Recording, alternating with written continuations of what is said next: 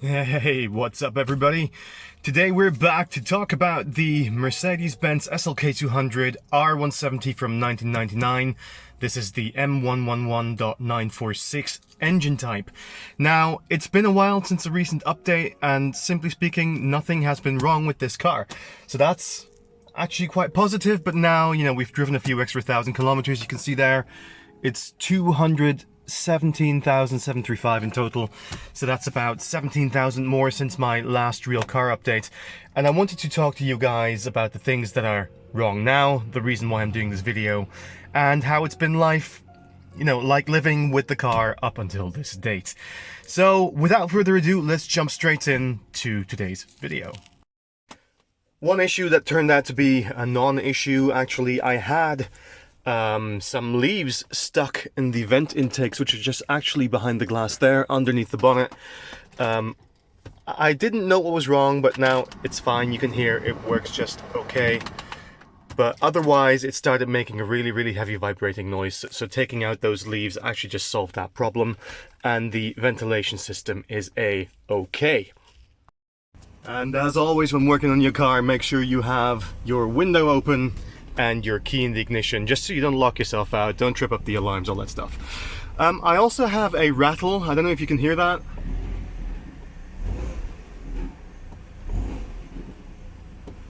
So I'm going to be diving under the car in a minute to find out what that rattle is.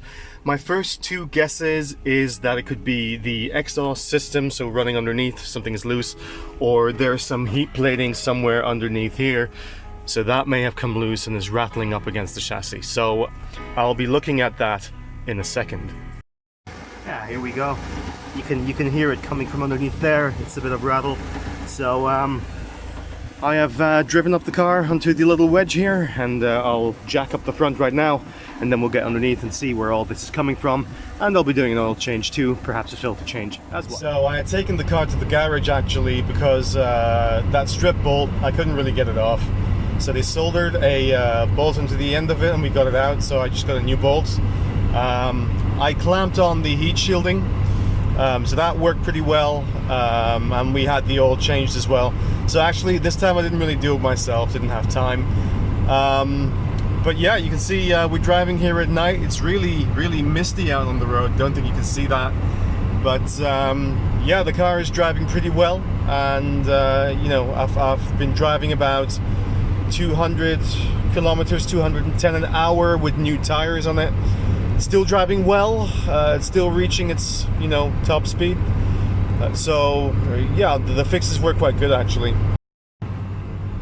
As an overall verdict, I've had this car for about 50,000 kilometers now. I've had to sink in quite a bit of work. The fenders in the front rusting again. That's really kind of bugging me, because like I said in my other video before where we touched them up, it's really not worth investing much time and effort in touching up these rusty fenders. This stuff is a manufacturing flaw and it just comes back and rots straight through. I've had people commenting saying, hey, you're not doing a good job, or is this a joke, or hey, that's pretty ugly, what are you doing? But as you can see now, well, not literally now, but in the previous video and the shots that I showed you from the holes in the fenders, it doesn't help, right? So my advice would be, do the bare minimum job, because it's going to rust through unless you weld the thing and then fix it properly. The alternative is, of course, to get some new fenders and wings, but those are pretty expensive to get or hard to come by in the second-hand market, and most of those have problems too.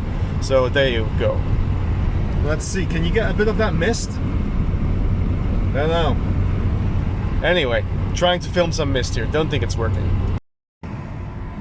So maybe a few words on fuel economy.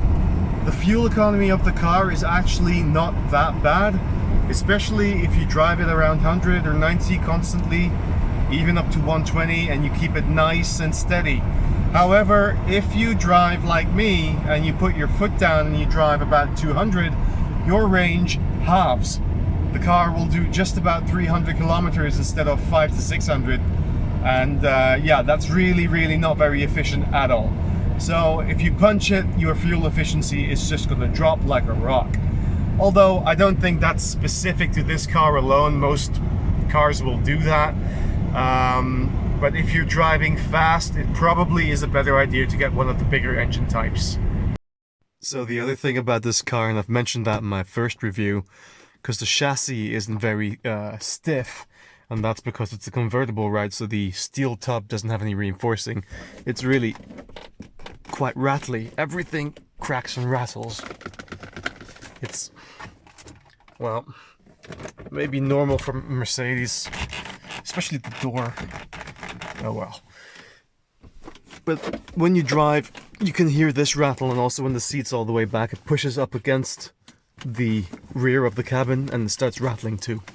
So that is not sort of the best build quality you would wish for, but you know, you can tolerate that. I mean, other than that, there's a few small niggly bits here and there. This gearbox has always been kind of weird. At low speeds or accelerating, it doesn't like to go into 2. The teeth start biting somehow. So sometimes if I accelerate hard, I just skip from 1 straight into 3, and then it's just fine. Or, you know, you have to be a bit slower, go into 2, then accelerate, and then go into 3, and you're perfectly okay. You know, I had rewrapped the center console. That was completely gone. This used to be red. It's all stripped off and it's black now. The leather here is upholstered. You know, I've got new tires front and back.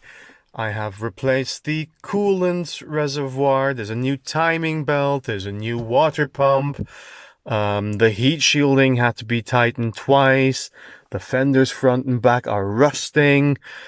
Surprisingly, no problems with the Vario roof. It's always been working just perfectly fine.